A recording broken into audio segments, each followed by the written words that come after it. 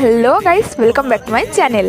আজ আমি চলে এসেছি তোমাদের সঙ্গে পুরো নতুন রকম ভিডিও শেয়ার করতে।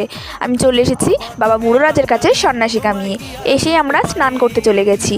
এখানে প্রচুর মানুষ সন্ন্যাসী কামিয়ে আসে অনেক জায়গা থেকে, তাই আশেপাশে অনেকজন আছে। ভয়েস ওভার দিতে গিয়ে একটু আওয়াজ হবে, প্লিজ মানিয়ে নিও তোমরা। স্নান সারার পর আমরা চলে গেছিলাম পুজো দিতে। এই যে আমরা পুজোয় বসে গেছি। পুজো শেষ হতে 6টা সাড়ে 6টা বেজে গেছিলো।